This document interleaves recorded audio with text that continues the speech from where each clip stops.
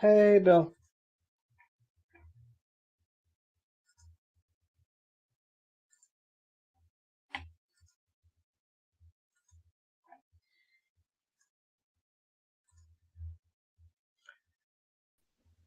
It's Bill.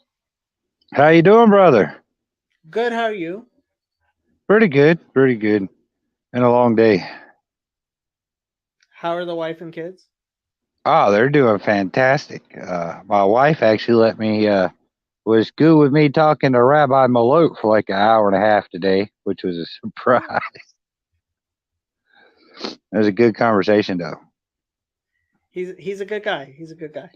He is a good guy, and he can bring some insight into quite a bit.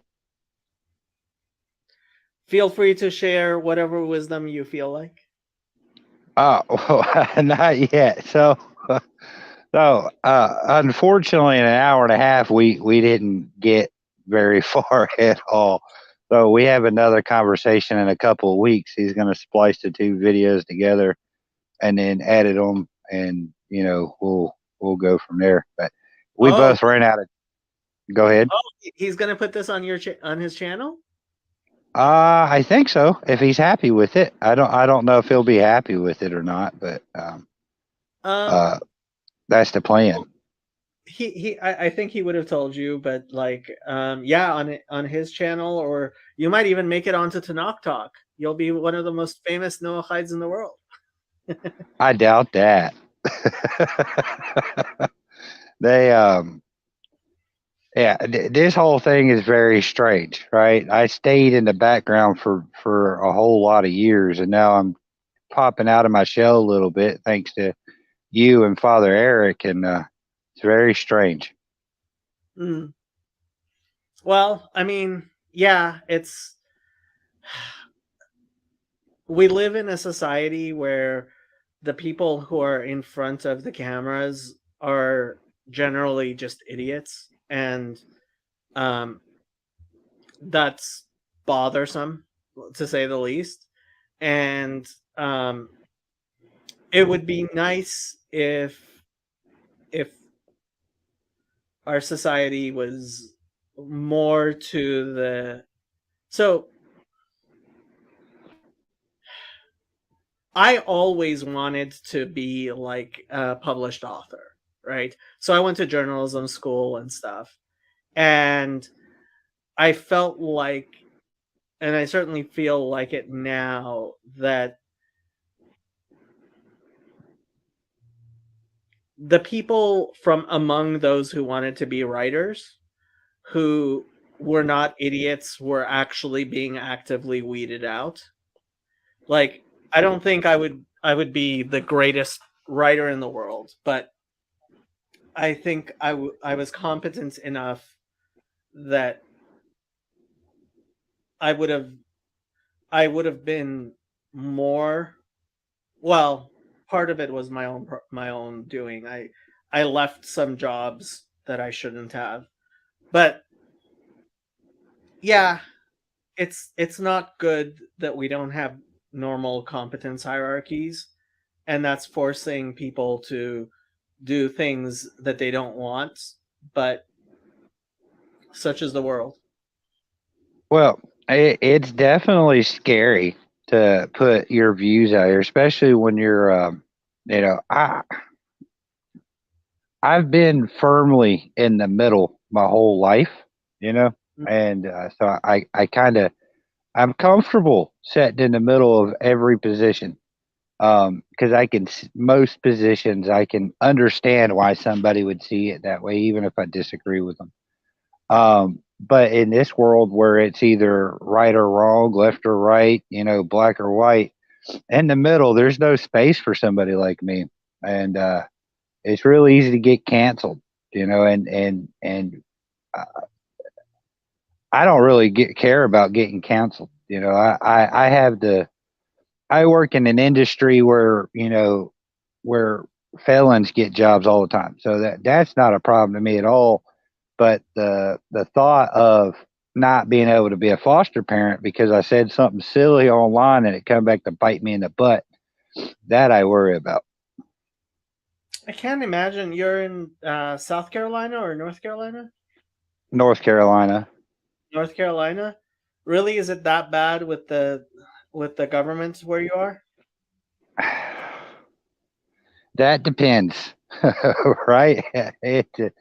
That really depends. But so, uh, although I'm not technically, when you are a licensed foster parent, you are technically, you're not. I wouldn't say employed by the state, but you are an actor for the state, right? So the same guidelines that goes for like EMTs or teachers or firefighters or police also goes for foster parents. Mm. Yeah, but it's not like you're saying anything crazy, and I don't know. But yeah, Not yet.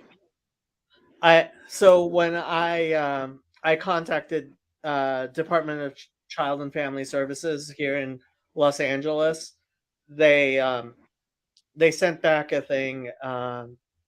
Yeah, here send back this application with proof of being fully vaccinated. And even though I did get vaccinated, I refuse to do anything that requires vaccination. Mm. Yeah, well, I understand that, but I was hoping that'd work out for you. Well, I'm still. I mean, so I'm starting the Masters of Social Work in actually a couple of weeks, and then um, I, I I'm taking some courses where I'm going to be working probably with Department of Child and Family Services is the ones that are most in need, especially because a lot of people don't want to work there because especially a lot of the social workers like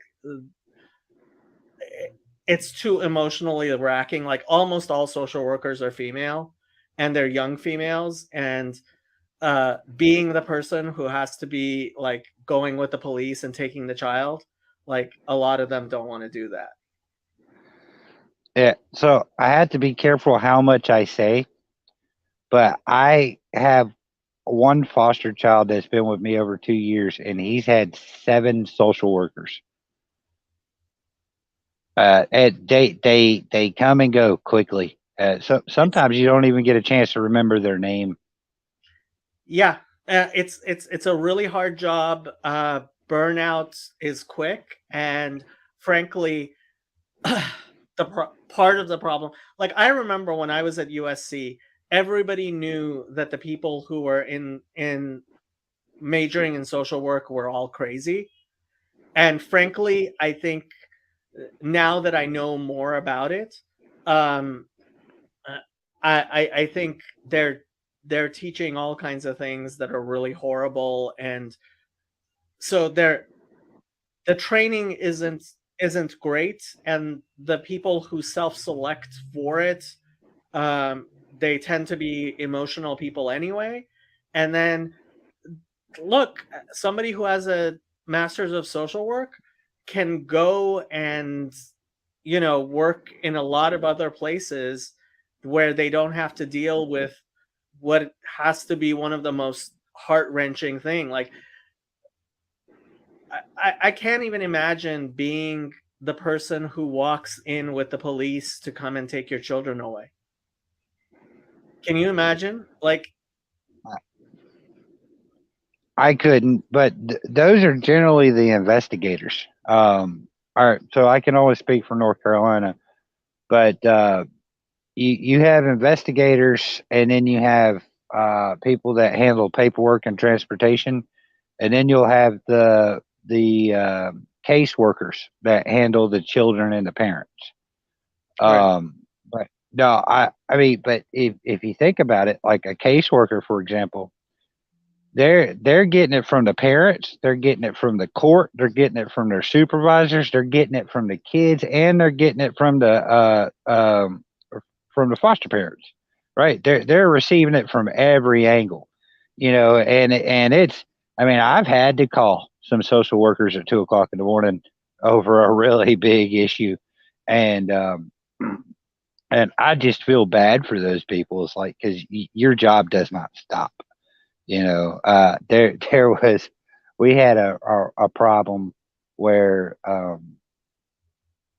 the social worker was at her daughter's wedding and had to leave because of this problem.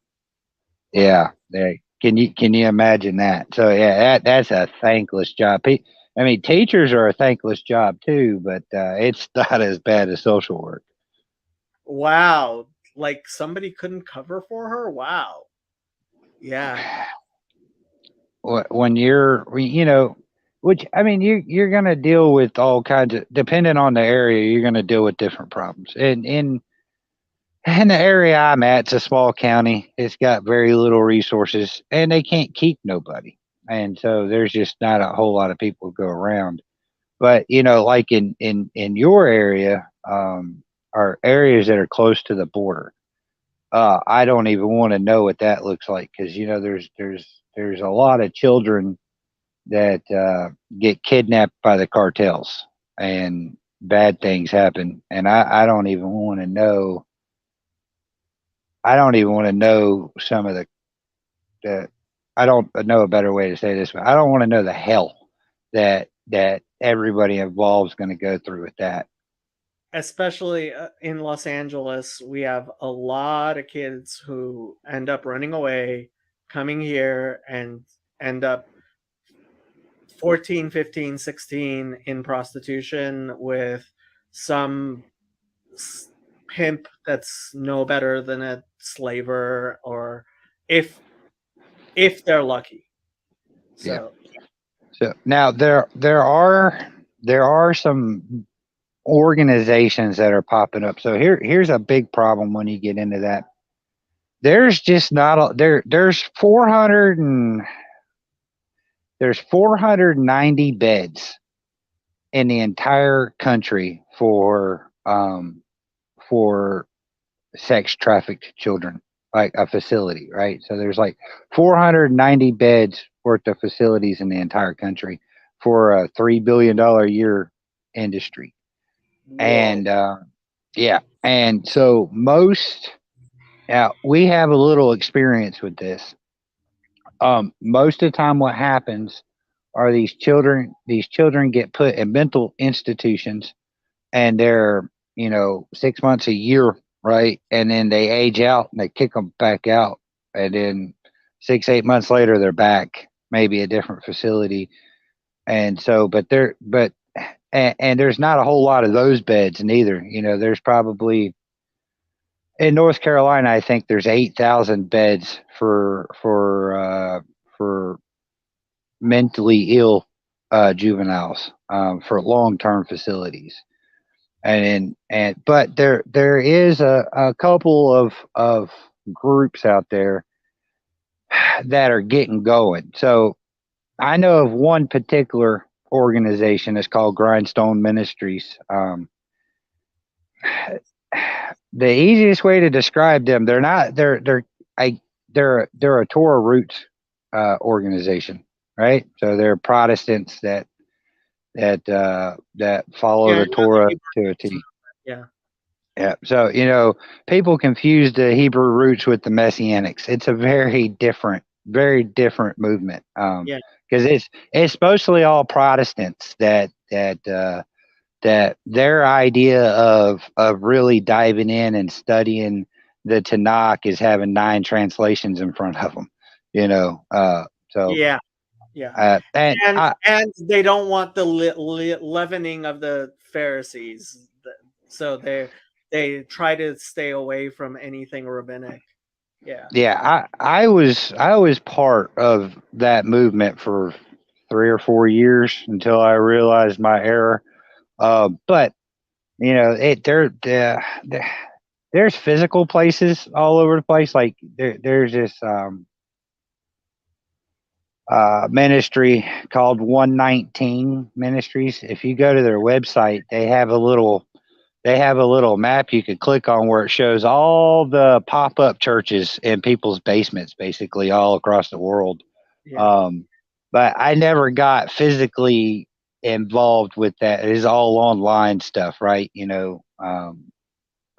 But anyway, this particular group now I'm talking about, uh, they're building a facility right now. They've raised funds to buy land and build a facility specifically for juvenile traffic victims. And they don't even have their facility built yet, and they got like 24 people that they're taking care of right now. Um, it's a big undertaking. It is a massive undertaking. I have to say, part of the problem here in Los Angeles is because people are so left wing. A lot of the organizations are incredibly left wing, and so they they don't want to, at the very least, they don't want to impose religion on the children, and that's at the best you can get.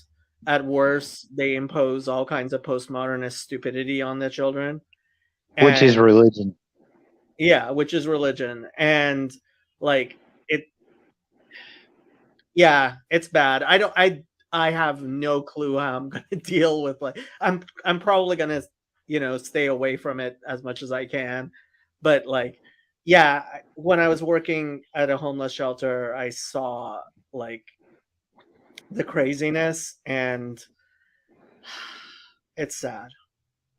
But I don't even know how in a place where it's frowned upon for religion in general, how they even have volunteers, because like out here, that's the only volunteers you get is religious, Here's the people. No, no, no. Oh, So that's the thing.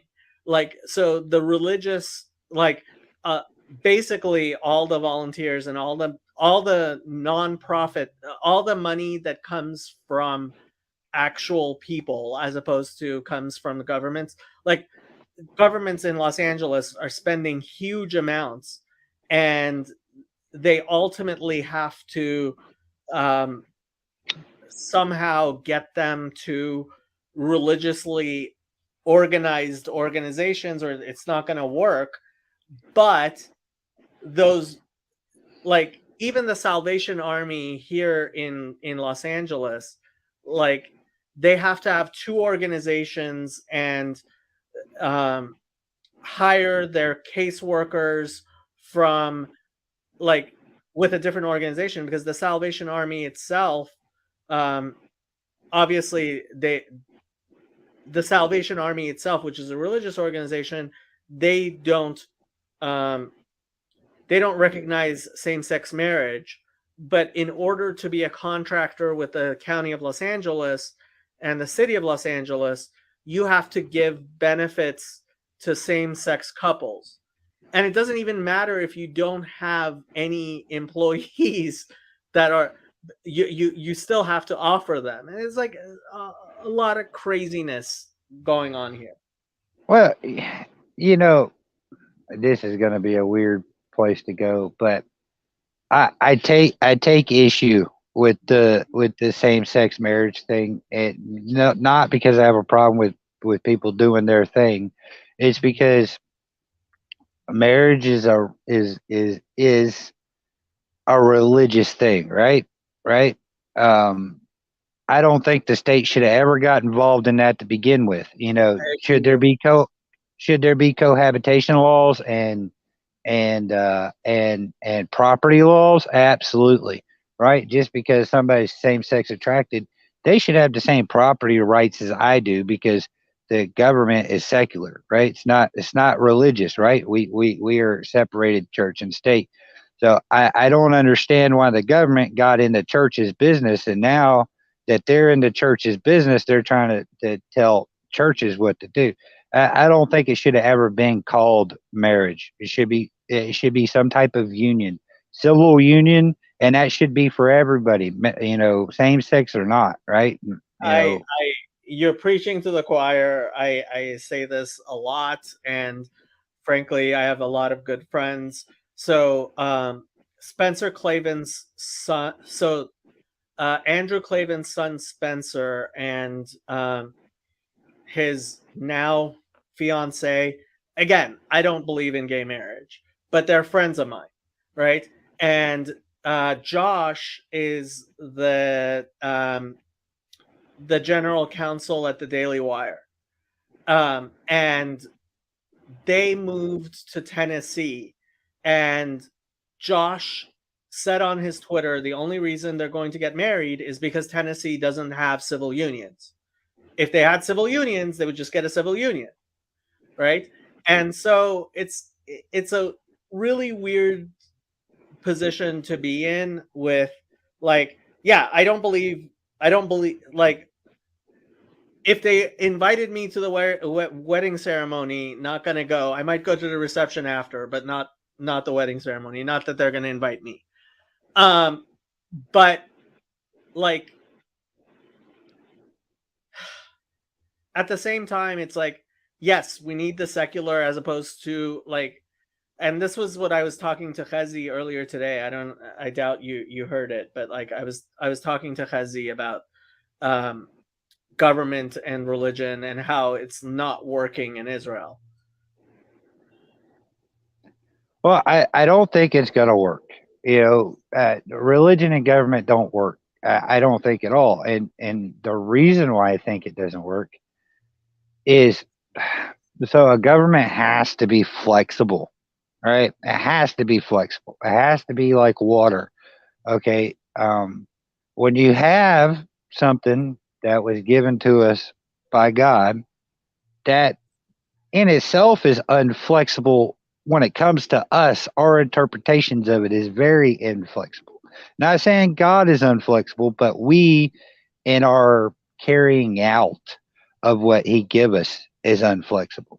And so, how can you argue to, if you've used the Bible for your underpinnings of your government, you're not arguing a law, you're arguing against God. And when you're arguing against God to religious people, you're going to get stoned or hung or put on a pyre.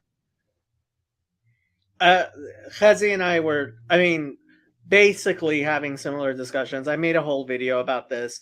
The people who don't understand, and it's actually biblical, right? So there was the prophet and there was the king, right? There was Moses and there was Aaron. There was David and there was Samuel. You can't put those things together. It just doesn't work, and it's never worked, and it's not going to work until the Messiah comes. So, like, just give it up. Yeah, I completely agree with that. And I've always viewed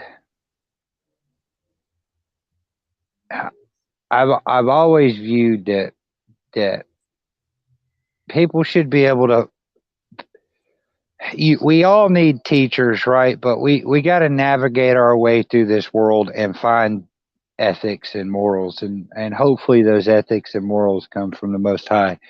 But forcing that on the people, I think you get more people. I think you drive more people away from the Most High, forcing it on them than letting them come to it, right? And and that's why you see in some very strict religious households, most of the time their kids go the other way. How can you be a dictator using the loving word of God, right? that doesn't work. It makes most people think God's not loving. Yeah, so yeah, I have to say, like, in Jewish circles, the very religious, unless there's something seriously wrong, their children generally, almost all of them, like,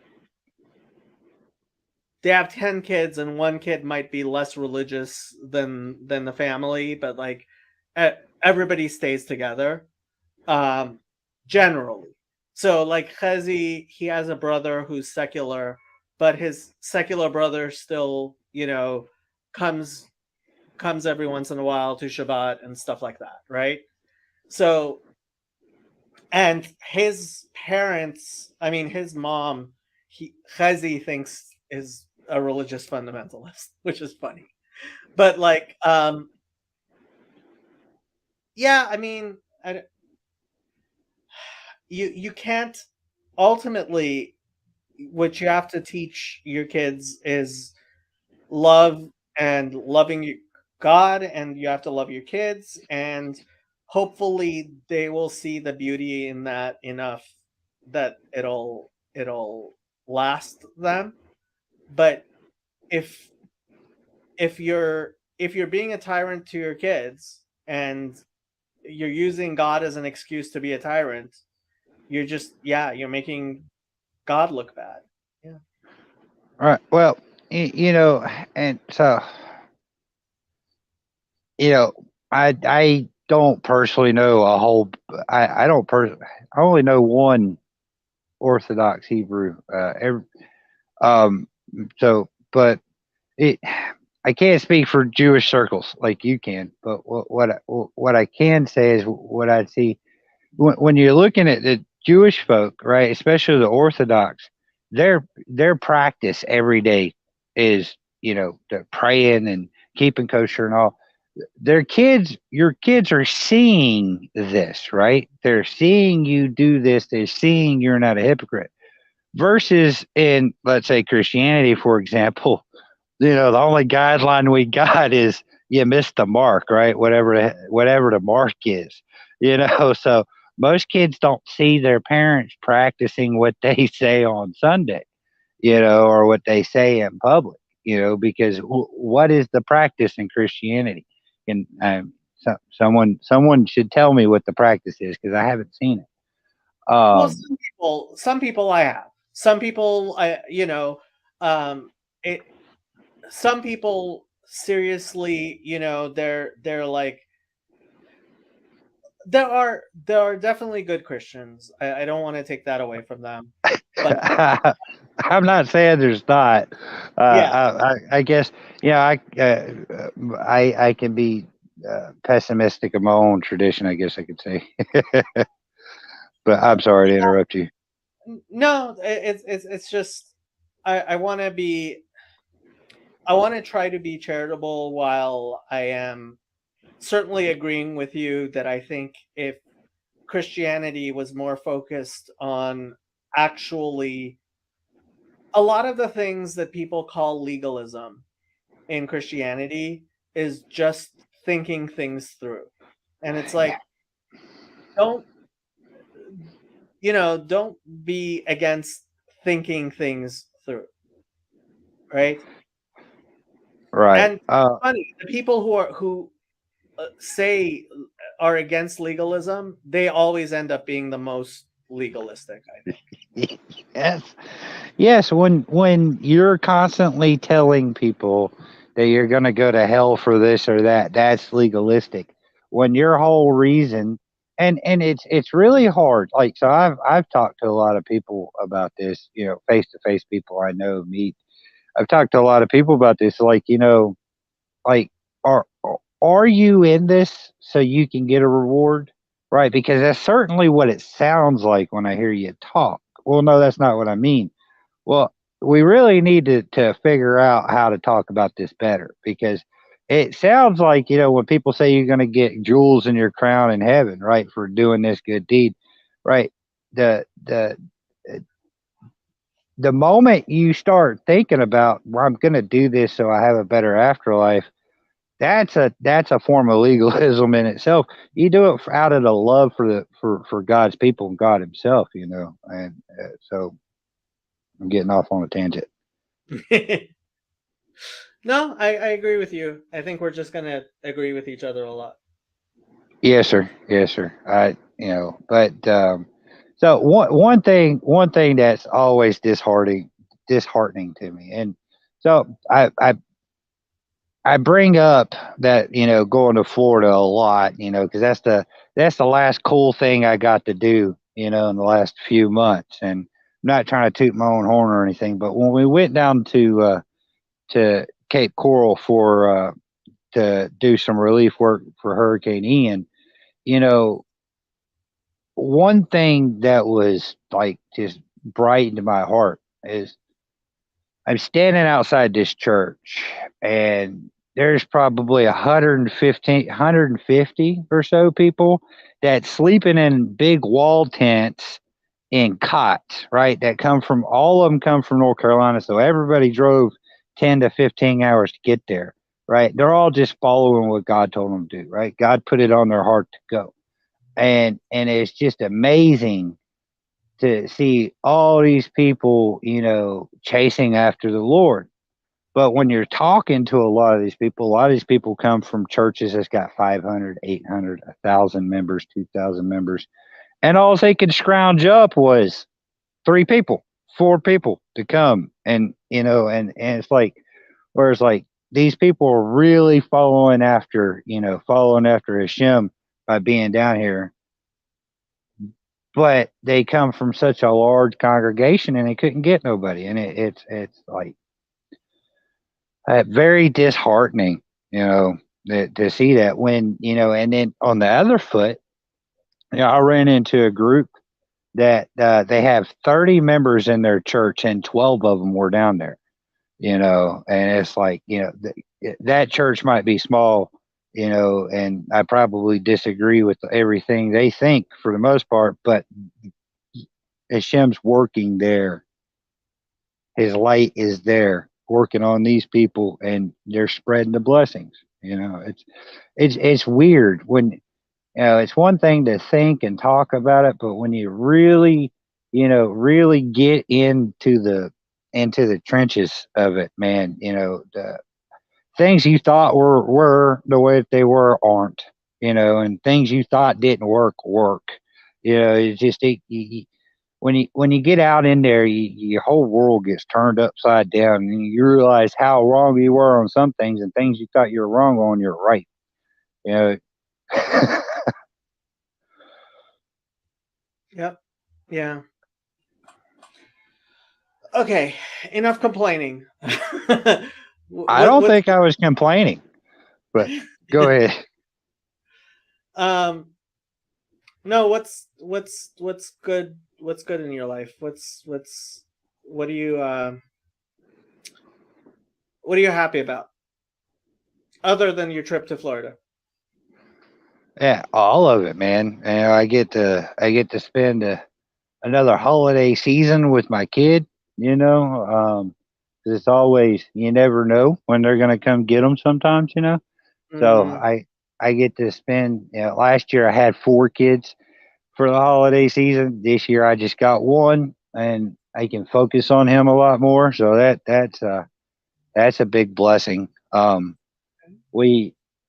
just changed jobs because I was trying to get more time for more things.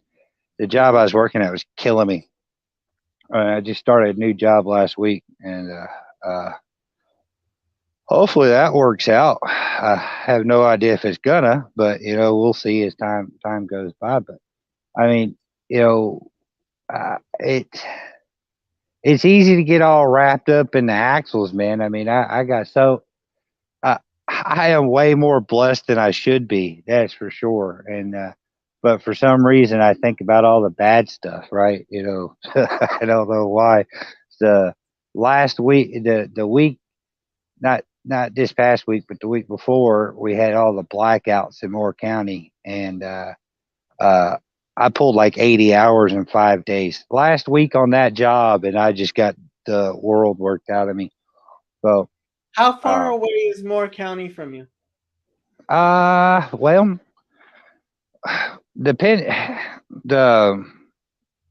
because Roman lives there. Who? Roman. I'm not sure you know him, but he was pretty active. He still is pretty active on my Discord server, and he comes on my channel. His wife. I'm not sure if he said. Well, he it depends on his work schedule, and so his parents lived in the Philippines when he was a teenager, and so he lived in the Philippines, and he got married to his wife, who is um, who is Filipina, and then he came here for work, and he had trouble getting her a visa, and so he was here, and she's there, and he's trying to get her here, and he's trying to go back there because he actually wants to live in the Philippines. So I'm not sure what he's up to, but a little while ago he said he popped his head up to say that he was in Moore County, and that's why he didn't have access to internet, because he didn't have electricity. Yeah, so I'm not too far outside of Moore County. So I work in Moore County, but it's a 45-minute drive to get to work. Mm. So I'm not that. There was I mean, the power outage come to about maybe 3 miles from my house. Fortunately, we were not without power, but it spanned pretty far up. But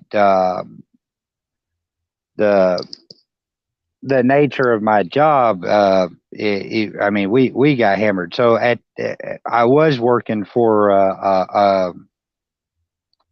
I don't work there now, so I can be more liberal with what I say. I worked for a country club, and there's about 600 residents inside, or 600 houses inside the country club, and there was we basically had a disaster relief thing going on inside the country club.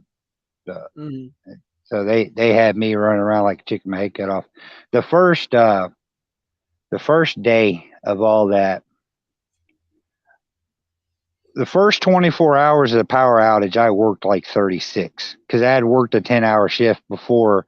I was only home a couple hours when the power kicked off, and I was right back up there. So yeah, I worked a day and a half straight before I got to take a nap. Yeah, I'm just trying to connect you with Roman so that you guys you're close to each other. All right. Okay. Yeah. Micah says, "Hello, Jacob. It is I, a lurker. I don't often have anything to say, but I enjoy the conversations you've been having." Well, welcome, Micah, and you're welcome to join the conversations.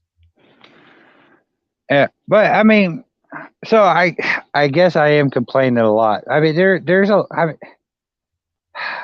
I can't go into all the things without divulging exactly where I live, right? Let's just say that the past 6 months have been extremely fruitful for me. Extremely fruitful. We were able to sell one house and double the size and property with lower bills altogether. So I mean that's a Nice. that's a good thing. Yeah, I've been the last 6 months has been just incredible, man. You know, but my whole life is nothing but a horror story and and a happy ending, right? So like an adventure. Yes, sir. I mean, there's by all rights I should be dead right now, and I am doing pretty well, right? Emotionally, spiritually, financially, physically. I mean, I am doing great. I'm one of the few people who have thrived through COVID. And I think thriving is an understatement. I don't like to talk about that kind of stuff, but I mean, it wasn't a decade ago I was a drug addict, and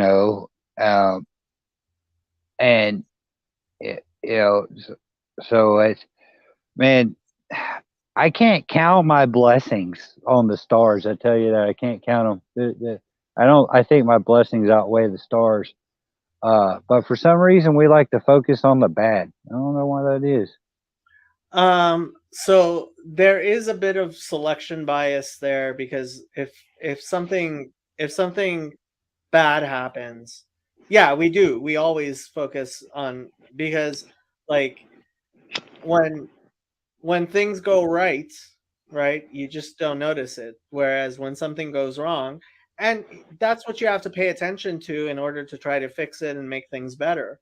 But um yeah, it's I mean, it's the same with me like so Happy will not stay home alone. She destroyed her kennel.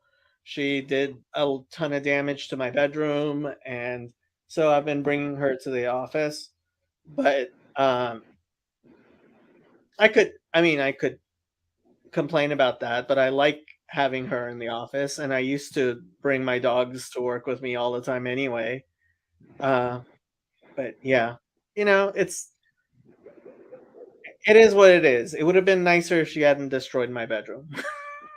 Yeah, I understand. So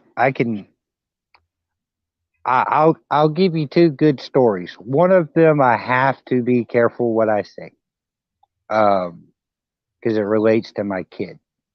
Mhm. But my kid was very delayed because he was preemie and uh, he was born with drugs in his system, Mm, and so there's been a lot of effort put in. Speech therapist and physical therapist, a lot of things have been put in, and since March, that boy has exploded. He just constantly from March to July, he accomplished a year's worth of goals. And from July to the end of October or November, he accomplished a year's worth of goals. Like he is almost on age point now. And that's happened in the last 6-8 months to where he was extremely delayed before. And it's just out of nowhere, man, like a hurricane. Uh uh or a tornado. They're like a tornado. Just one day, because like he was almost two, and mm, Mike could say 6 words, maybe seven. That's it. Now he's not three yet, and he can carry a full conversation with you, full sentences, and can respond to you and knows what you're saying and can repeat back to you what you're saying.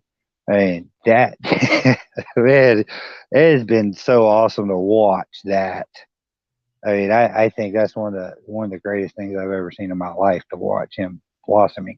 And it's nothing we did, right? We didn't do a thing except for facilitate treatments, right? But other than that, man, we were just kind of there. He Hashem and him did it on their own. yeah, yeah. I mean, it's sad to hear he was born with drugs in his system and stuff, but like, yeah, it's difficult. It's difficult. But it's a good, but it as well as he's doing now is just fantastic, right? So that outweighs the bad, you know. I think it outweighs the bad with how well he's doing, and Well, yeah, hopefully, I mean, yeah, it's hard, it's hard. I like to say, "Kol derachmana avid latav avid." Everything that the merciful has done, he's done for the good. But I also always talk about children's hospitals and how there are places we take children to be tortured. We poke them with needles and we cut them open and we give them poison. And but it's necessary because you take a child to the hospital because he needs it. It's like, mhm. yeah, what do you do with children's hospitals? You thank God for them, but like ultimately, whenever I see a children's hospital, I just think it's a place where little kids go to be tortured. Yeah, yeah. Um, well, on a brighter note, I talked to Antonio the other day. Oh, how's that? It was good. Antonio is a brilliant guy. He is. I like him. I like him a lot. Yeah, I'm gonna be driving up north to go visit. Hopefully in not too long. Um, yeah. Yeah, I was planning on like an hour conversation with him. We had a phone conversation. We didn't record it, but it ended up to like a 2.5 hour conversation. Uh, Good. That's yeah, good. yeah. That guy's brilliant. I learned a lot talking to him, and we've been we've been talking a little bit through Discord, and there's some things that he put in perspective for me that I didn't even know. Right? And it's like once he said it, it's like, oh yeah, yeah, that makes a lot of sense. How did I not see that before? Yeah, it was a great conversation. Yeah, yeah.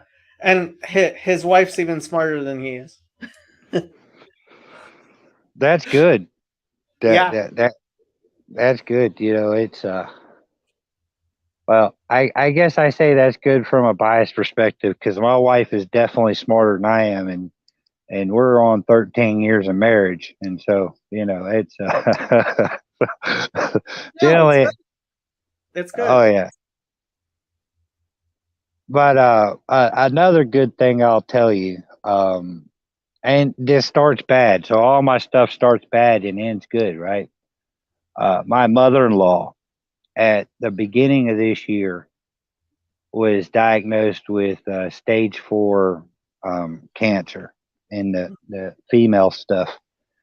Yeah. And they give her like 3 months to live, right? Oh wow. And in September, she was cancer free. Oh wow. Wow. Yeah. Thank God. So she went from 3 months to live to now she's a cancer survivor. And it technically takes 5 years to make sure it don't come back. But they've done several scans and it ain't come back yet. And she's doing fantastic. And Yeah. that's and she that poor woman. But she's come through. Good Lord blesses her. Every time she gets sick, and she's been on her deathbed 3 times in the last 2.5 years, and every time he brings her right back out and better than she was until she gets sick again. Mm. It's been a miracle. Well, let's hope no more sickness. Yeah. Yeah. Well, well, all these stories is we have a lot to be grateful for. A lot to be grateful for.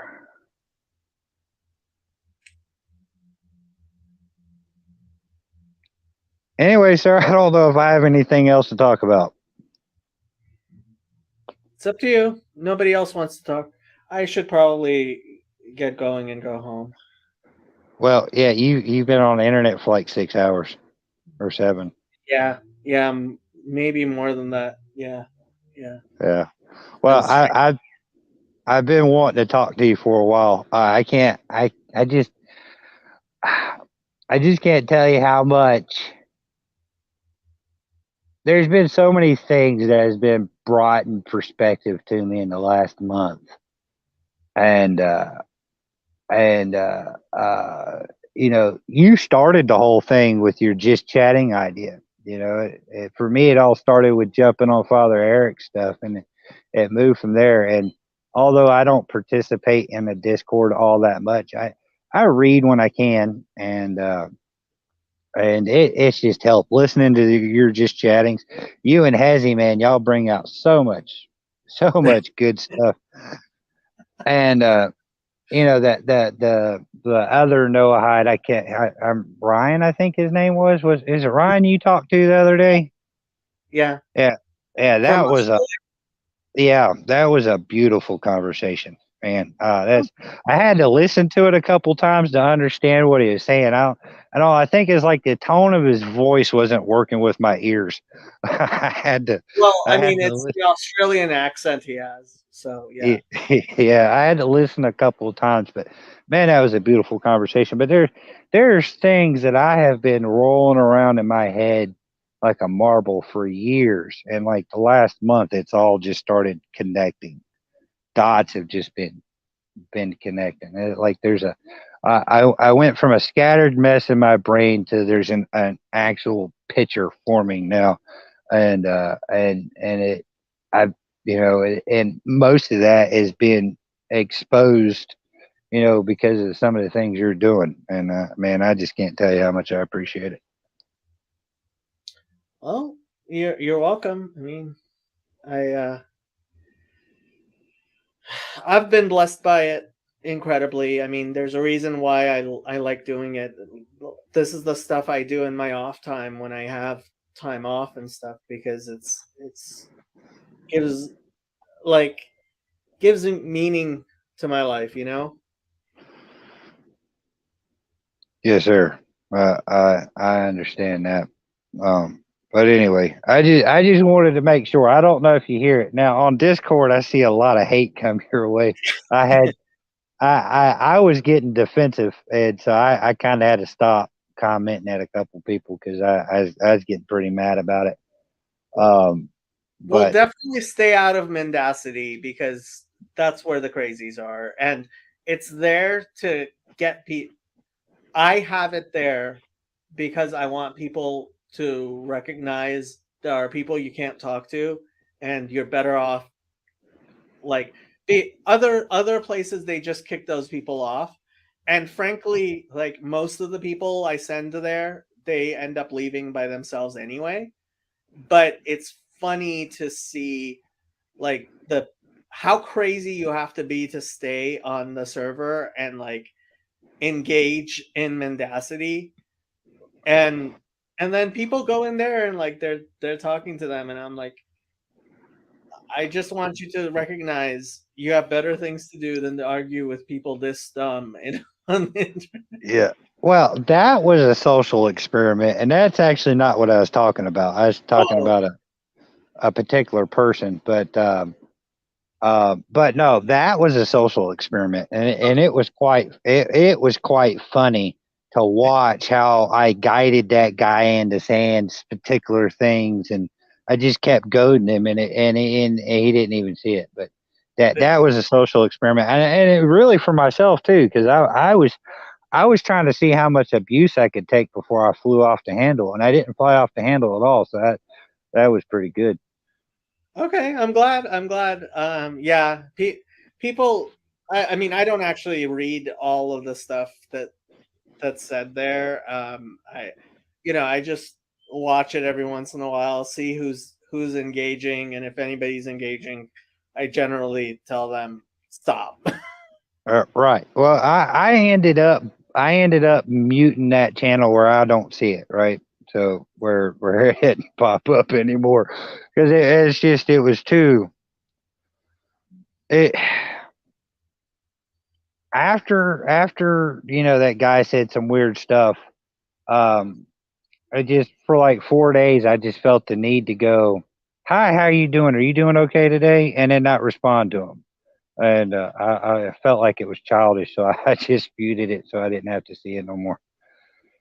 Yeah, yeah, yeah. I don't know. I mean, I have no idea what his story is. I have to wonder if he's an actual person or not. Like he seems.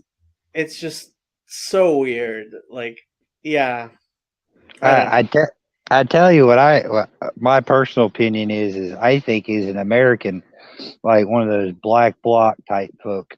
You know, That's um, trying to prove that there are anti-Semites everywhere. I could yeah, believe it. even yeah. Because I mean, if it just the stuff that you see is like okay, the stuff you're saying sounds like you pulled it right off CNN, right? Or Al Jazeera. It's worse than that. It's like the stuff is just so obviously like who talks like that ever? I don't know. I don't know. Well, Jacob, I'm gonna get off here, man. Thank you. I appreciate you coming back on to talk with me a little bit. My pleasure. It's always nice talking to you, and maybe one day I'll make it all the way over to the Carolinas. But you and Roman, if Roman's still in the area, you guys should meet up. He's a nice guy.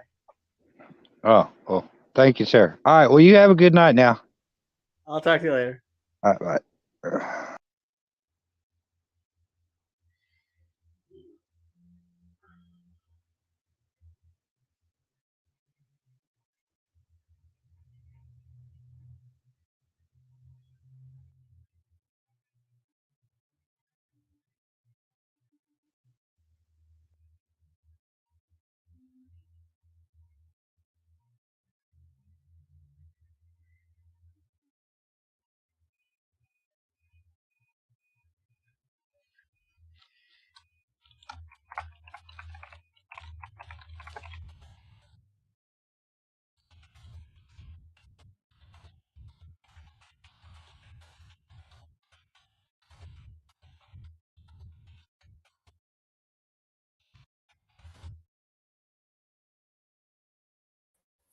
Hey, Sandy. Hey, Jacob. So, Elon Musk is taking a Twitter poll whether or not he should step down as CEO of Twitter. And I'm just tweeting out my prediction is that an hour or so before the vote ends, he will name somebody like Trump as his replacement, so that like all the people who voted no will voted yes will be like no. I have to confess, I don't understand a whole lot of what goes on in the world anymore. Just the fact that he's having the poll, like I have no effing clue what he's thinking. Because like what he is he actually going to step down, and who would be who I have no idea. I've been trying not to follow it. The only Twitter posts I get tend to be from a few writer friends who are commenting on actual events in their real lives. And for the rest of it, I try to avoid some of the stuff. But of course, yeah, my phone insists on telling me that he's been firing 5 billion people and doing this and that. And so why would he want to step down now? I don't think he seriously wants to step down. I think he wants to get lots of people who don't want to be on Twitter, who supposedly are boycotting Twitter to log back into Twitter to That's smart. like there are how many million votes? Let me see. What was the vote again? Okay, there have been almost 7.5 million votes, and almost 57% of them are yes, people who want him to step down. So it's like people who hate him are like, what's 7 million? Let me see what 7 million is. So 7 times 0.54. So like 3.78 million people have voted yes. So that's 3 million people who don't want him to be the CEO, who are logging into to Twitter to say that and watching the results excitedly.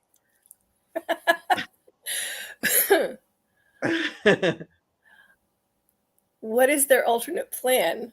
Has he offered them Well, no, he hasn't said who the other person would be.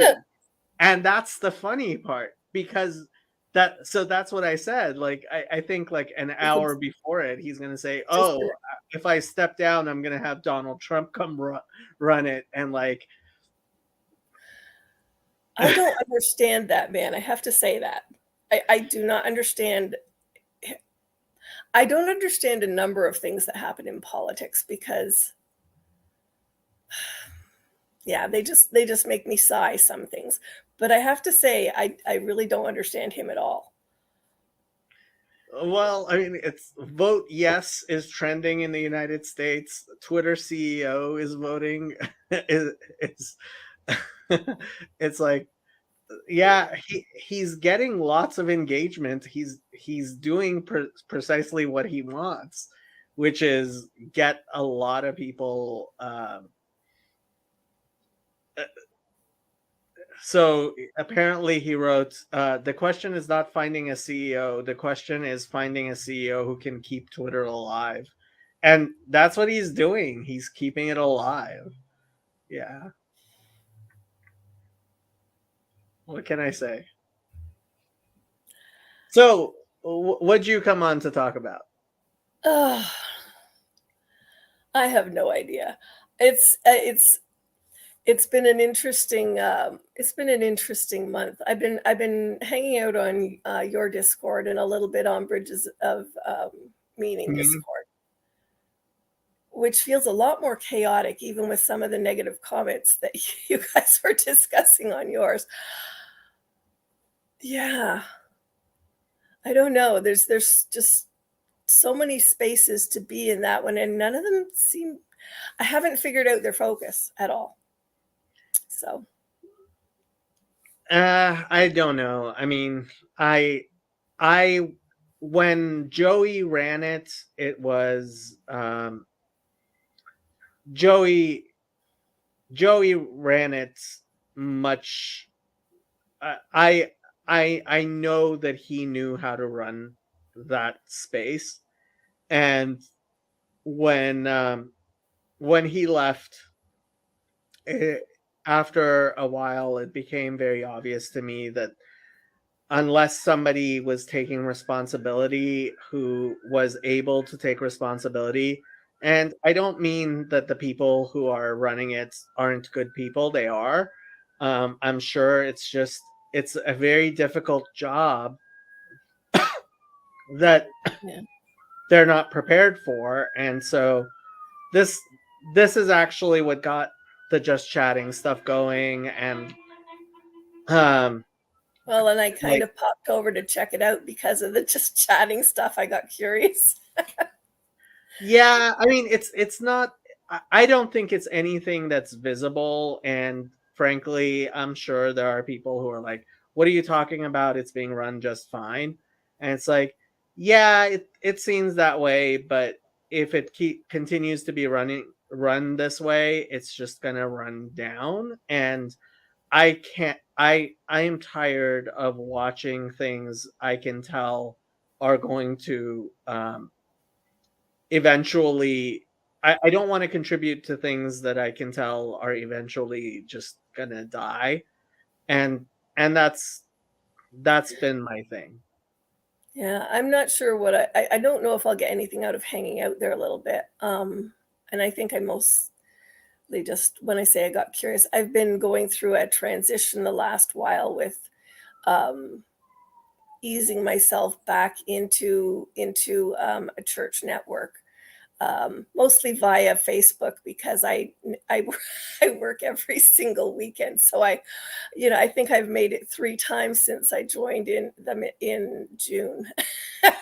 That I actually could go, and it's just a little house church, so it's they're pretty okay with that.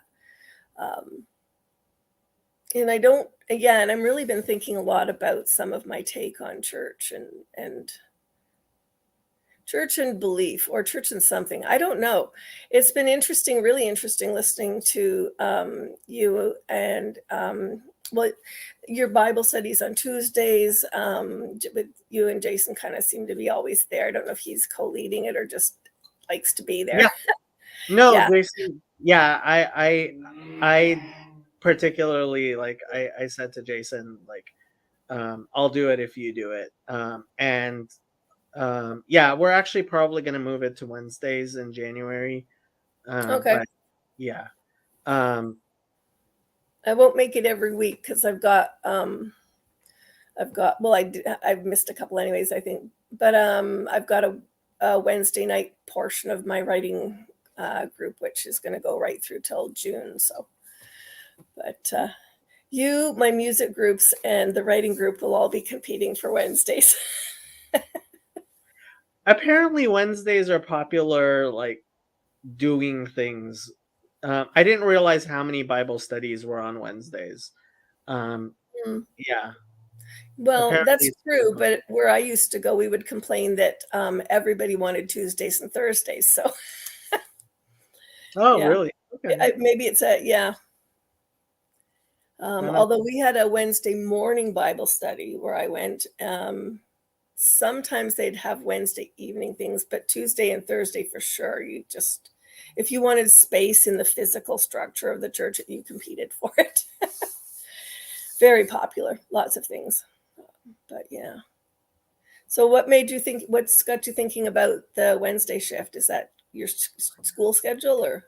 no, so the estuary near Los Angeles is actually like a 2-hour drive for me, Mhm. but it's not actually near Los Angeles, but John Van Donk runs it, who runs the whole estuary thing. And I used to go to try to support him, but like I haven't been going as much. And I mean, I want to try to support him, but Mhm. it's not like it's a big vibrant group. It's a very small group, and mostly with older people. And like but be, the when I did the Bible study on Tuesdays, so those are always on Tuesdays, and so I can't go. Yeah. um and so that was one of the reasons. And then um that was the main reason, so it was possible for me to go to the estuary stuff again. So curious about. Um, I missed a lot of the early talk about these estuary groups. Uh, what is their format or focus? Is it just more of what the Discord's doing, kind of talking about meaning and um, shifts in meaning in the last while, or what? So John has this protocol he calls the estuary protocol, where we go around and um everybody mentions something they want to talk about, or they've been thinking about. And then we go around again, and everybody um, says which one of the things they're interested in talking about. And then we go around again and we start actually talking about the things that we chose. Josie. So, like, it's 3 rounds of going around. And so basically it's there to make sure people don't um dominate the conversation too much, and that everybody does some speaking. Although, you can always pass and stuff, but it's a good way of making sure everybody gets at least a little bit of a chance to speak. Yeah. um and but again, it's very Jesus take the wheel Protestant thing. And it really depends on who's there. And i I think it's important to have, yes, it's important to have everybody speak, but that's one part of the conversation. Another part of the conversation is actually having topics and real relationships. And so i I don't I'm not I don't think it's it's enough. And being Protestant, like, to me, this is my always rant about Paul Vanderklay and everything involved with him, which is it's very, very Protestant, which begs the it's elicits the question, well, what are you doing here? Why you're always complaining? right? And it's like, that's because I am very Protestant myself. And I am. And like these Protestant things, like when I complain about how Protestant they are, I'm complaining about my own Protestantism more than anything. And That's that's an interesting why thought. no, I am the most Protestant Jew you ever met. I in many, many ways. But this community is very much a lot of people who are moving out of being Protestant. And even Paul, like, he admits there's a time when the protest is going to have to end.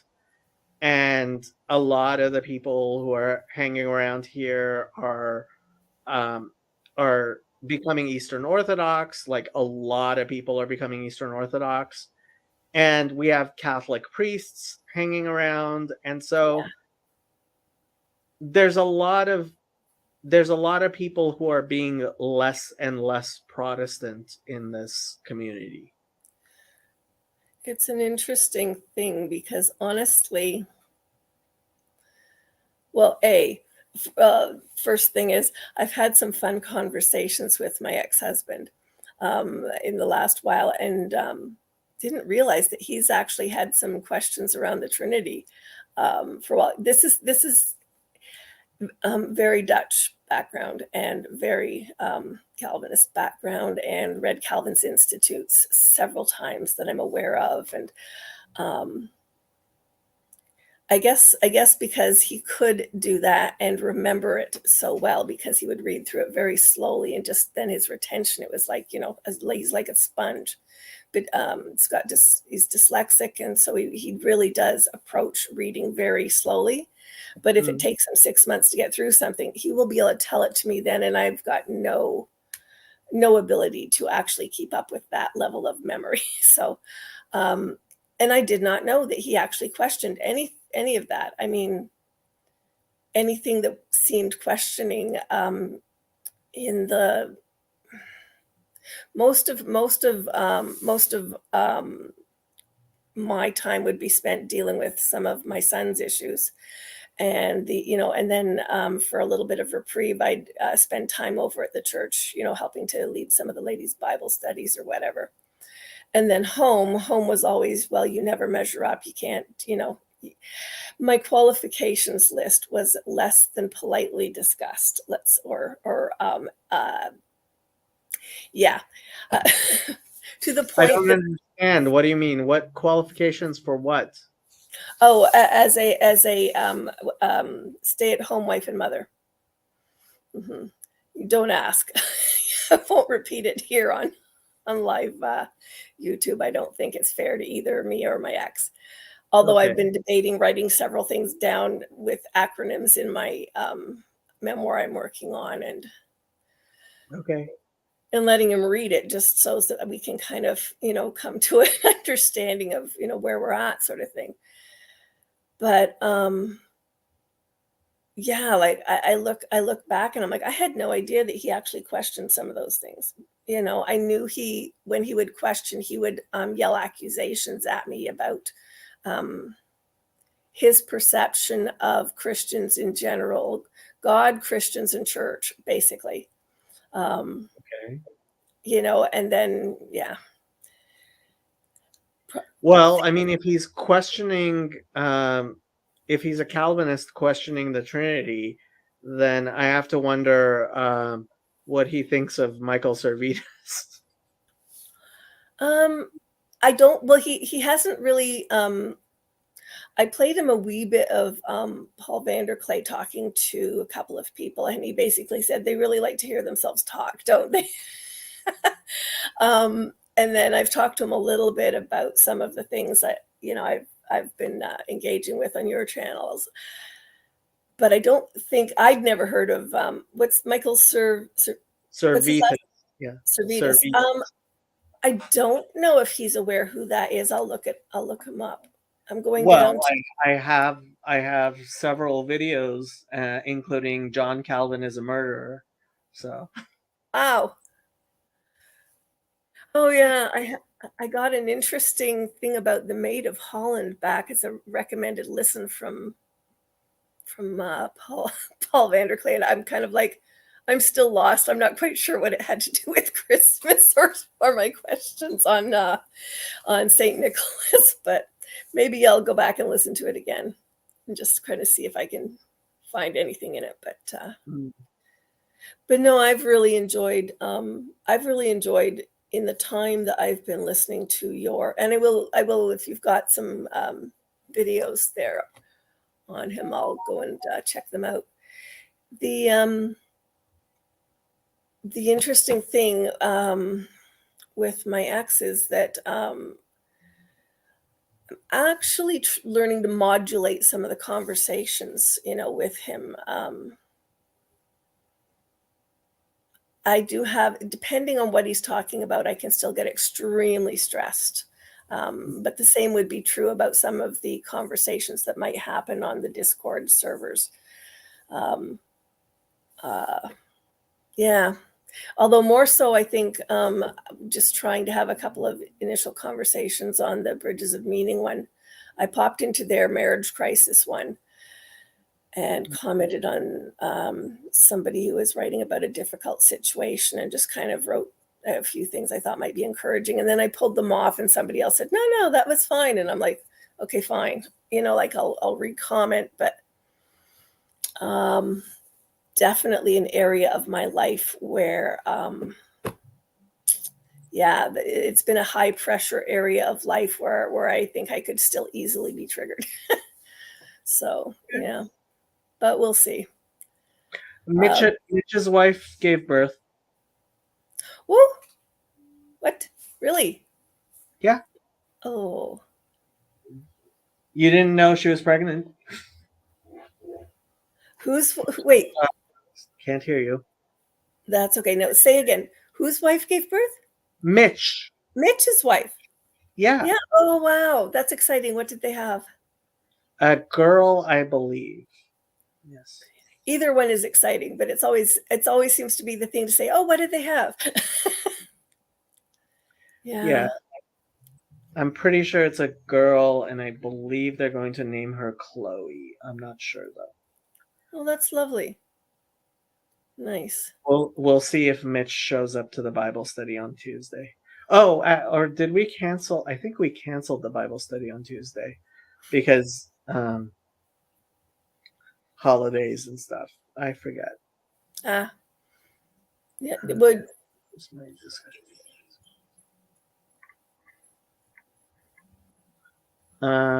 Did we? I can't remember if we canceled the Bible study on Tuesday or not. I find it hard to see if there is any discussion around some of the what's happening when. I usually get the 3-second pop up, somebody's on your channel. It may be you or it may be somebody else, just says, Yeah, I don't have much of a schedule other than the Bible study. Yeah, I used to try to do more schedule, and then I started the kind of sort of not really 24/7 thing, but that was more of a proof of concept. And then now I just come on whenever I have extra time. I've been doing a lot of Sundays, and yeah, well, now school's over and my work season's almost, so my busy season at work is almost over, and then I am starting school, but like that, we'll see what happens. It's going to be a heavy course load, or hopefully I'm gonna try. Yeah, I'm actually taking the full amount I'm allowed to take for the master's degree, and I haven't really dropped out of the certificate program I was in, so I'm going to take a course with that as well, but like we'll see. I don't know how you get it all done. Honestly, it's just like when I was in law school, which unfortunately I ended up dropping out of, and I shouldn't have. But Huh? like, it's all busy work, and it's just like there's no there's no possible failing or anything at once you get into these schools. They're just there to try to, and like most of the work you're not actually learning anything. Like, I know I could teach the stuff my teachers were teaching this semester better than they could. Wow. So it's like, So you were in law school, you're in insurance, you're going into social work. Have you taken any other degrees in all of your spare time? I you it is it is difficult to point to many jobs that I have not had. Um, one thing is I used I there I've done a lot of different things, and part of it has been my own, not being able to stick with things, and that's always been a bad thing.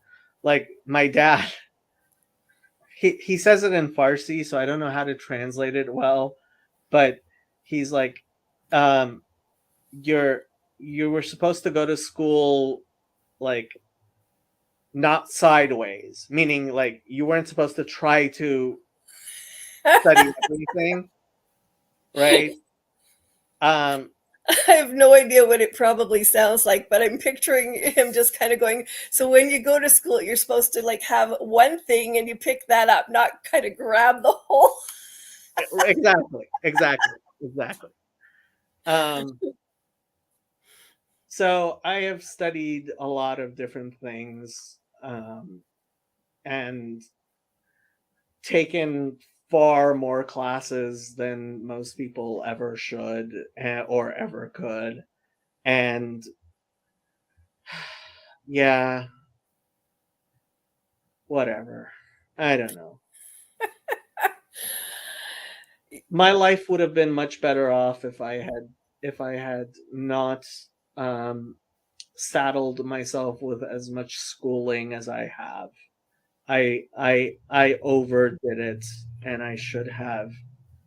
Well, part of the problem was when I finished my bachelor's degree and didn't want to go back to school, my mom started crying, Oh, no. because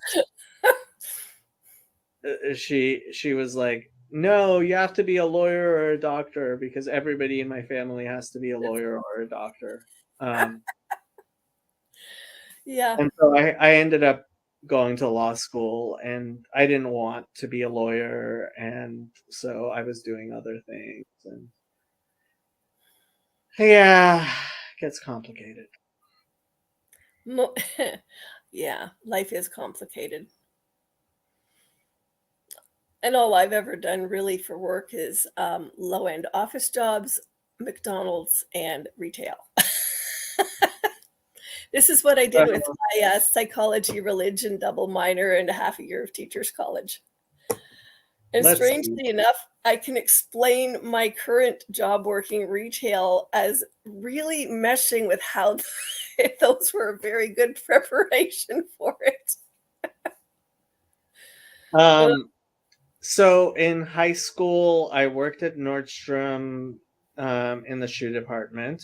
I worked at a phone bank doing surveys. I worked Oh, at a Togo's restaurant. Then in college, I worked tech support. I designed web pages, did some computer programming, but I was a public relations and political science major.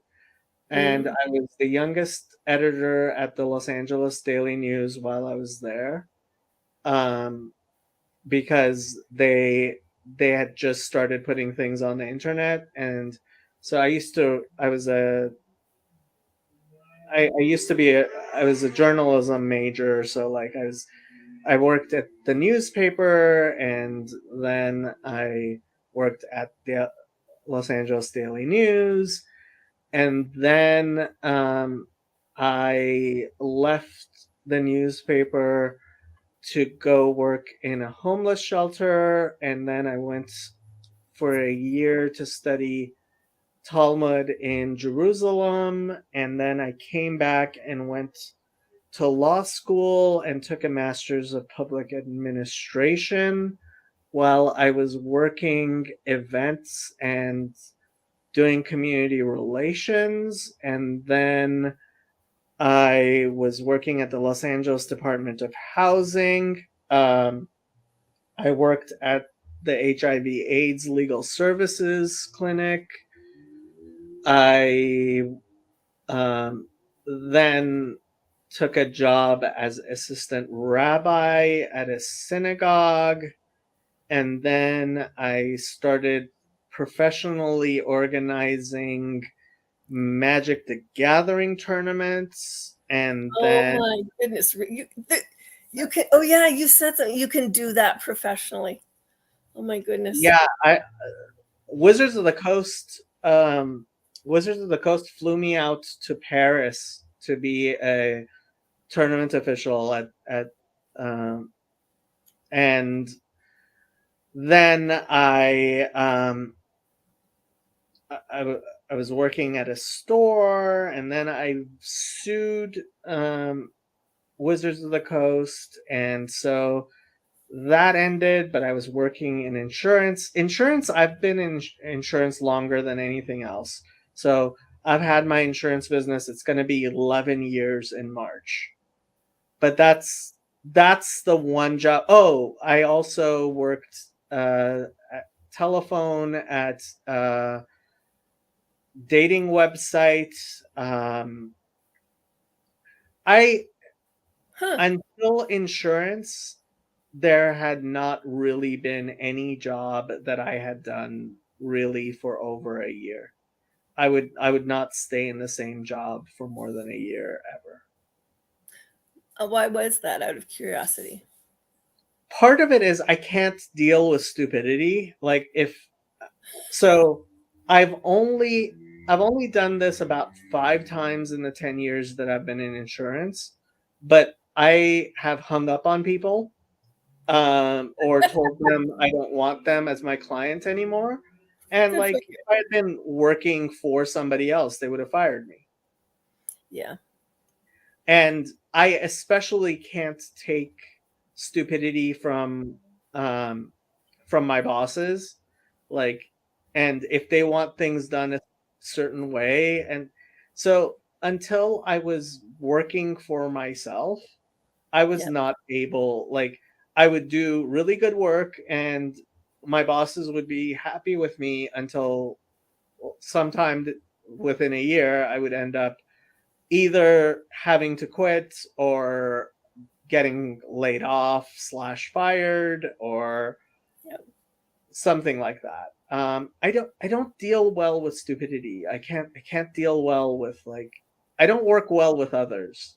And so I needed I needed a job like this where I I'm independent and nobody tells me how to do things or what to do. I have to say, like I said, my ex is, he's probably got some attention deficit and some, and I know he's dyslexic. Um, very, very, very intelligent man in many ways. Um, But hasn't managed it as well as you just described. Yeah, hit the family hard in a number of ways. Just, like massive debt on, like, okay, so you don't deal well with stupidity. I will warn you, I'm probably very capable of it, considering the fact I stayed with him for 36 years, paid massive debts off 4 times at least, including as we were leaving, and have to question myself and wonder why. But that goes back to that chaos that exists between the logic of living your life and sometimes illogic of believing or in Christianity, they're saying believing your faith or whatever the correct terminology is for. Um, that's a look. Thanks. Yeah, it is about like that. What's that? I don't even understand what you're saying. Like, what do you mean?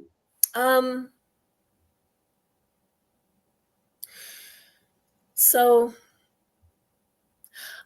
if I was functioning completely from a logical point of view, so when I was listening to you earlier, I was thinking you use the term secular in this very calm, straightforward, logical, generic sense that doesn't have any of the baggage I'm used to, coming from a Protestant background. Had I been able to process things from that place where I could make a straightforward decision on life, I possibly would have dealt with things much sooner. But then there's the whole family things, which comes down to belief in a certain way because everybody's culture feeds into how we perceive life, as I've heard many times in many variations on, on the Discord chats and stuff. But and then my own concept of I can't say theology. I think that's why I said belief or faith, because I'm not quite sure. I'm not quite sure of the division or the, like, if you were categorizing things within, sort of the broad topic, there would be more than one word to describe some of those things that we do and apply to God and everything about him and his people. Though that's more the area that got me into trouble, just trying too hard to live up to perception and expectations. So, yeah. And a lot of Scottish stubbornness. Although I'm Canadian born, but my dad was, Glaswegian. Yeah. Glaswegian. Okay. A man born and raised in Glasgow till he was 15 and was sent here. Yeah, my family was kicked out of England and Scotland. first on my mom's side, her dad's family moved here. I think I mentioned that in one thing after a trauma where they lost his younger brother. Salvation Army emigrated them here. And then my dad's side, his family shipped him off with some of the boats of the kids that were sent out of England and Scotland during the war. So, yeah. And he just refused to go home. So, so hence we stayed here. Very, very, I liked my dad, But yeah, I don't know. I'm still sorting out a lot of my thought processes around, I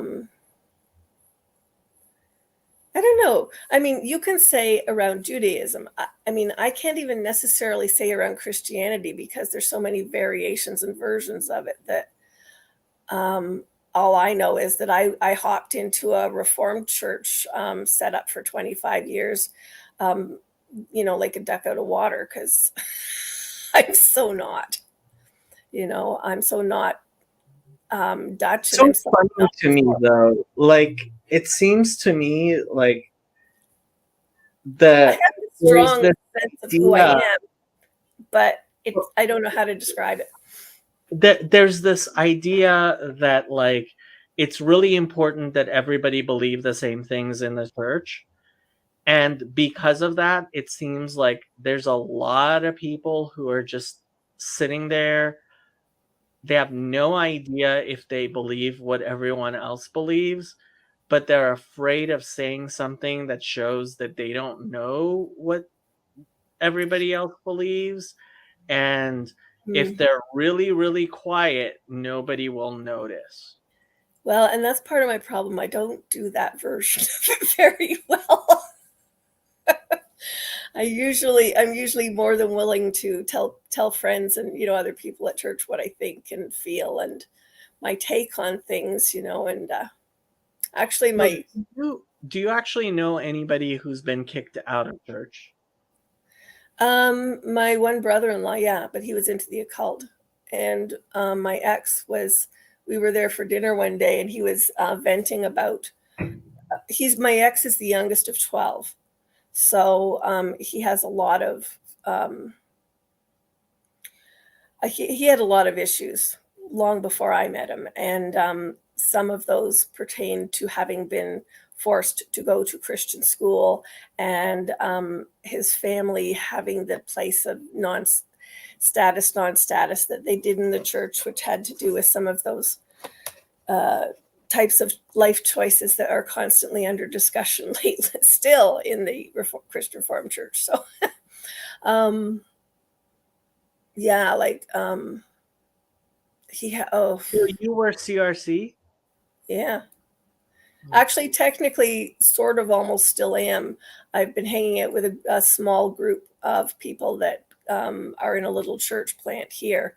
So I have no technical status because they're not big enough to have membership. I couldn't get a straight answer out of my former church whether they still held my membership there. I contacted a couple of people to ask some tough questions about the year I was leaving. My ex, and got completely froze out, but no reply to phone call or email to friends that I had asked to look after my ex during that time frame to kind of help me out, and no reply from the person who's doing the I don't know what their title is, but they basically do some of the data collection history and all the document keeping. How well, I mean, so I've never actually been a member of any of the synagogues I've gone to, partially because the only thing that they require, like most synagogues, they require membership for high holidays tickets. And I always went to synagogues where everybody attended every Sabbath, so that wasn't an issue. And Yeah, I think it's a big deal though in the Christian Reformed Church because my ex is refusing to take out membership in the one he's in. He got mad at the one we were at and told them to pull his membership, which means he'd probably have to redo his profession of faith or something along that lines, which really shocked the heck out of me because I'm kind of like, so I've told you I've, been a Christian since I was 15, that I've attended this church and this church faithfully for umpteen, years. But but it was much more important to actually express adherence to their version of it. So if you're not a member of the church, I guess you can't take communion. strangely enough, that varies. I don't really know who determines what, because they have I had this huge stress out over synod. I watched the synod in June that they had their annual meeting. Yeah. And it just reminded too many tough conversations, too many tough topics. I took a look at the list of them and went, oh, this is going to be ugly.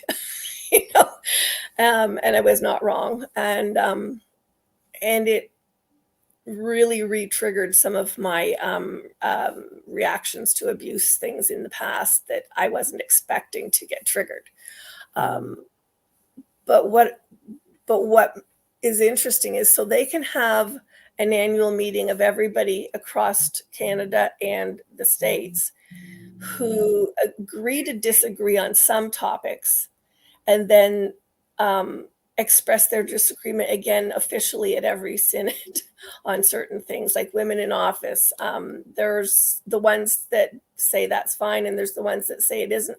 And the ones that say it isn't are always hot under the collar about the fact that the ones that say that it is okay have now sent women delegates to synod, and that completely peeves the ones who don't want them to be there, even though they could be allowed to be there as women representatives under a different category, but only up to 10 people. Yeah, I've I I've been kind of nonplussed by PVK's refusal to admit that he was just wrong about women holding office. He was apparently a big proponent of ordaining women, and it's like, I'm sorry, but like it's just it's been such a disaster for the CRC, but it's been such a disaster for everybody who's done it that like Did you catch my earlier comment on a psychology religion double minor? I was going to be a minister before I married into the CRC and got told I couldn't be. Hence the half year of teachers college, because they told me that I was allowed to be. Look, there's plenty of women who want. So like I have this good friend of mine who is she's like a conservative rabbi at a reform synagogue. And if I believed in women being rabbis, she would she would make a great one. She is one. Like, and she's actually the rabbi of a somewhat prominent synagogue here in Los Angeles, which makes her like one of the most prominent rabbis in really the entire world. And like I have nothing but respect for her, and she's very, very competent, and which makes her like scratch her head at me, like at my thing of like I don't believe in female rabbis. But it's like that's not the point. The point is we have gender roles, and human beings have always had gender roles, and gender roles are important. And like, so I was almost the rabbi of a synagogue that, and I almost had a very important position that I really was very interested in. Although now in retrospect, it's completely like God knew what he was doing. But I but because I was not married, I could not be a rabbi. And and like yeah, that was very crushing when my second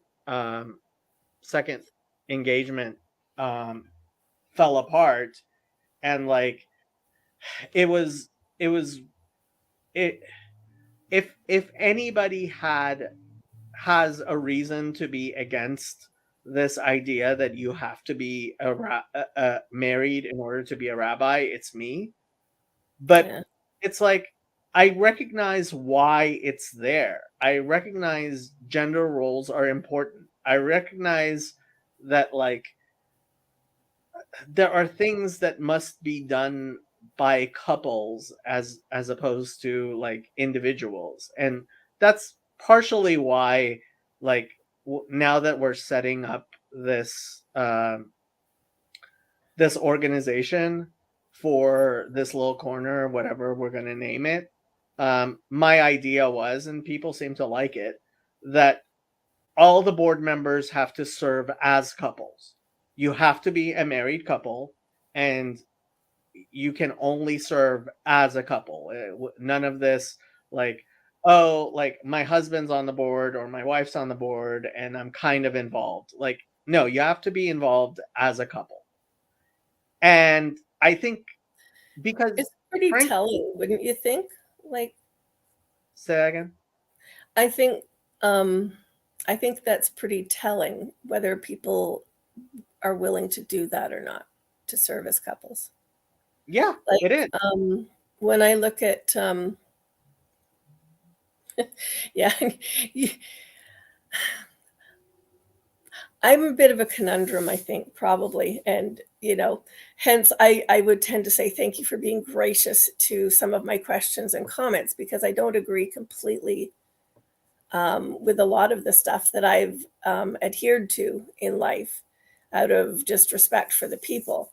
Um, but like, so now early in my marriage, my ex and I were attending a little Anglican church. And I was, so this would be the first year, and I still was taking the end of the religions courses and stuff, and would then be maybe switching over into more study at the end of that year.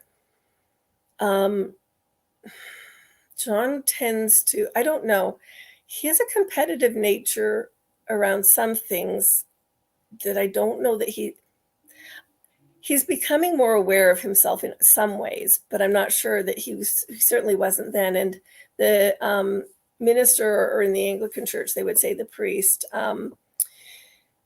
suggested, because I think John was, because I was saying that he was talking about, well, he wondered if he could go to like theological school or whatever. I don't think I agree with the priest that he probably wouldn't have done well, but he said, well, why don't you both go and take the training under the church army? I had no idea, but the Anglican church has one of those, things like the Salvation Army does, where they will send out a couple. So every church in the Salvation Army is led by a couple. Okay. But John immediately was like, no. And I had the opportunity later in the CRC to take a course that a friend of mine took, but they have a survey question, and you have to answer that you've checked with your spouse and your family and they're okay with this, because it's going to be a year-long course and it's going to take an awful lot of time. Whether it was the man or the woman, they have to indicate they've had the conversation with their spouse, and this is a good thing. Well, there again, John was like, well, I don't know, but if you're going to, I'm going to. So we got a second form and filled it out. And when they said, so if we only accept one of you into the course, are you both okay with that at this time? If right now we would only accept one of you, I would have been fine if they'd have just taken him, even though it was my idea, but he was adamantly not okay with that, so when you started describing that, I'm thinking, oh yes, how you actually respond to things like that and interact and engage the world and others as a couple, it's very telling on more than just who you are as a couple. It's very telling on your life, your belief structures, everything. Yeah. And frankly, I think there's like part of the reason I wanted, like, if we have 12 members, which looks like we will, part of the reason I wanted it to be 6 couples is 6 couples are 12 people who know how to actually compromise, whereas a lot of people are single because they can't compromise, including me. I would hope if you found 6 couples that they were good at compromising. One of the things I learned is there's compromising, and then there's just giving in. Like when I compare my relationship with my ex-husband to my partner Jack that I was with wow. I was going to say the last 4 years, but he's been dead for a year and a half. So, So you guys were together for 3 years. We were, You guys were together for 3 years? Oh, I actually met him and asked myself if I was stupid. I met him just as I was leaving my ex-husband, and through a friend of ours, mutual friend of ours. And it was the weirdest thing. I asked my son, Jacob, the one who's deaf and has autism, I said to him, do you think he's safe?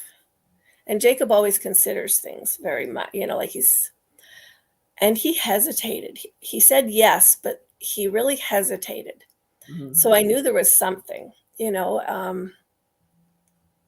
yeah, but we were actually together. And here's an interesting question for you if you want a completely random, really weird question. Okay. So, well, it's because I looked things up, and I know that some of the things that I read said that in Judaism there's more meaning to numbers than there is in Christianity. Like you keep saying, Christianity seems to be obsessed with the number 3 and not much else, or something like that. So I didn't realize it until I was talking to Jack's son Dan, but he was asking how the age difference, and he was asking how long we'd been together, and it suddenly struck me we were 4 years and 8 months apart in age and 4 years and 8 months together, and that's been bugging me Hold on. because So you were together for 4 years and 8 months, yeah, and he died a year and a half ago. yeah, Okay. So you guys we met in first, like 7 2016. years ago. Pardon? So you guys first met 7 years ago. Yeah, we started going out fall of 2016. Okay. Wow, that's interesting. That is interesting. Yeah, there's something in me that kind of goes. If nothing comes up beforehand, eventually I want to ask God that question and go, so come on, like seriously, what's with the 4 years and 8 months? Like, yeah, and I stayed with him. I will apologize because this man is in my heart so deep. So when I was 15 years old in art class, I drew a picture that I never painted. We were to do 2 really large paintings. Oh, here, let me see. There's the other one that I had to do a sketch of. Okay, so we were to do sketches of these big paintings that we were going to do. So I sketched out that one. I still have the original sketch for that. But then I don't remember what the instruction was for the other one, but I did a picture of myself and the person that was going to be my husband, my partner, my life. And the weirdest thing was I drew a picture of myself face down on my art palette with some pieces of paint around me. And standing beside it with his back to it was a young man with dark hair. But when I got down to the and I told myself, like, I'm not good at drawing hands and stuff, right? But at the same time, I could have worked at it. I drew his arms down to here and legs down to the knees. And he was staring off into the distance, into the mountains in the far north. That is so Jack, completely. Even down to the fact he had done some significant damage whitewater paddling to his body, and had his knees redone a few times. He was just going to get his wrist fused last year. Yeah, it is last year. Sorry, I'm going, yeah, we're not into 2023 yet, no. And from the second that I met him, I went and dug that painting out again, or that it was a pencil sketch of a potential painting. And kind of really felt something significant with that as well. And Jack was, he tried to break up with me 2 or 3 times.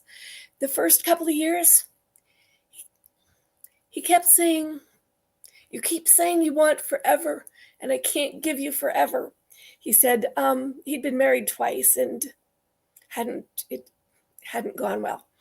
And he said, I've always had this sense that or fear that I'm going to die at 67, like my dad. So he said to me, you deserve better than that. And you should be with somebody that can be with you, And I kept arguing with him and going, but I don't want somebody, I want you. you know, and he was 67, 8 weeks shy of his 68th birthday when he died.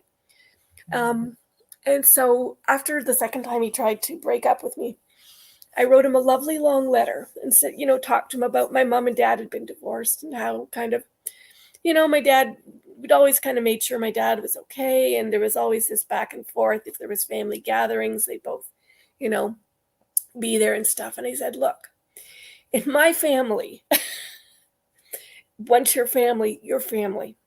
And so you ever need anything, you ask. Do not be afraid to ask, right? And so he showed up on my doorstep. He'd been teaching up north, and he shows up on my doorstep. Well, first he calls me, goes, I need somewhere to watch basketball. Sports guy, football coach, all kinds of sports stuff. I need somewhere to watch basketball. Toronto Raptors were winning that year. And I said, okay. You can come and watch it here. I'm thinking he meant for the night, and stuff, right? That game that was on. No, oh my gosh, he wanted to watch them for the whole week. Doesn't he come with his whole, duffel bag of stuff and camp out on my couch for the whole week? And I'm like, and just kind of, so I challenged him on it. I said, Jack, you are not here to watch basketball. He says, no, you're right. I'm not. He says, you're really hard to let go. So I'm like, thank you. So just stop arguing about this, like stop trying to get rid of me. And for all of that, there's a part of me that believed I was going to lose him at 67. And I had asked him, I said, would you do me a favor and try to aim for 74? Can we try to aim for 74? That'll give me a 10-year run. Well, I mean, okay, so maybe that 4 years and 8 months is something that can allow you to just say, okay, that's the time that it was, and it is what it is. It's very interesting. God is very interesting to me that I prayed my whole life, for wanting a relationship like the kind I had with Jack, and not being able to figure out why. No matter how hard we worked, I could not seem to have that with my ex, and doing better now being friends with him. My son wanted me to talk to him this year for something, and my boys don't. Yeah, the oldest won't see him, and the youngest one's moved to Timmins. As I said, you're trying to get away from us, aren't you? And he went, maybe.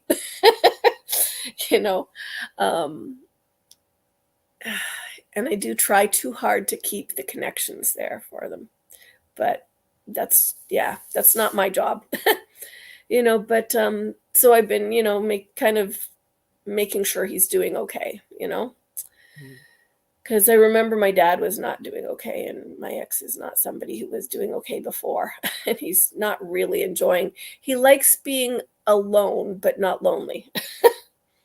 So, and nobody, well, I honestly, I like to say that I like to be alone, but it's lonely being alone. And the reason why I do these just chatting streams and stuff,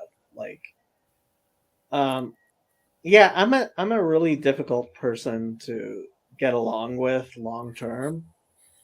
I shouldn't laugh. I'm sorry. I'm kind of going, yeah, Jack kind of was too. He had his very interesting sides. But I mean, it would be. I've tried to be nicer and stuff, and hopefully I am. But I'm an intense person, so the best thing is to be yourself. I remember standing. And no, I have to disagree with that. No, it is Really? not the best thing to be yourself. No, because you know what?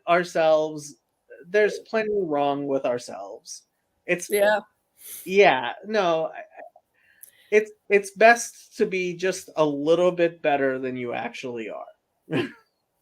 This is probably one of the reasons that I miss Jack. He could get me to laugh, and he could tell me truths without, I was mostly used to the person of authority in my life besides myself being my mom or my ex, who were very blunt and not necessarily kind. Whereas Jack could be blunt, but he also wanted to make sure you were okay.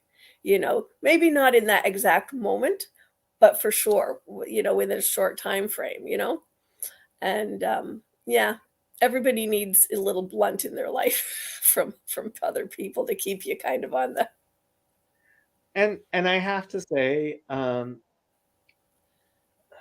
in Hebrew we say acharei mot kedoshim. So the Torah portions are split up for the year, and each one has a name.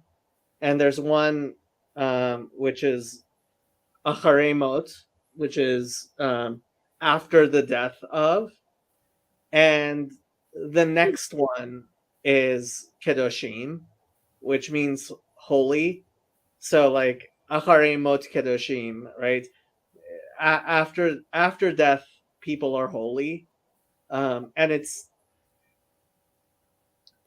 in one sense, it's meant to say like, yeah, once somebody's passed away, like just leave it, and but also, once you've lost somebody, it becomes they become idealized in your mind, and they do. And even the things that annoyed us, like, I thank God I haven't lost too many people. Both my grandmothers died, and like, I miss them a lot more now than I did when they were actually alive and I could go visit them, and I never wanted to. Yeah. Yeah. Which, I still feel bad, like, not visiting my grandmothers more. More so my paternal grandmother, who was still with it. Like, my maternal grandmother, towards the end, she was just mostly gone. But and she couldn't remember things, and she barely knew who I was. But my paternal grandmother, like, she was a difficult person. She was. And it's funny, I think I've I very much romanticized her after her passing. Um, but we always do that, you know? Yeah.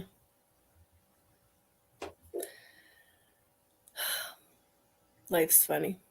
I lost my grandparents, 3 of them the year I was 12, and one when I was 17. And I lost my mother-in-law and father-in-law when I was 30. And my dad, he died in 2000. Let's see, how long ago? That's 22 years ago. So, yeah. So I'd be Yeah, I around never knew 40. my paternal grandfather. He died when I was a baby, and my my my maternal grandmother, and my paternal grandfather, he was a quadriplegic all my life, and when we came to the United States, he couldn't leave Iran, and That's rough. he died when I was like 9 or 10, something like that. Yeah. That's hard. Yeah. But Family. I was never gonna see him again because he was in Iran, and back then we didn't have like video phones and stuff. No, the world has really given us some good stuff lately. Yeah. Definitely, yeah, the world's become a lot smaller. Happy Well, wants to go home. I was going to say, I saw the tail wagging. What does she want? She wants to go home. Well, I'll say good night. Bye to you and happy. I'll talk to you later, Sandy. Yep. See you later. Bye. Bye.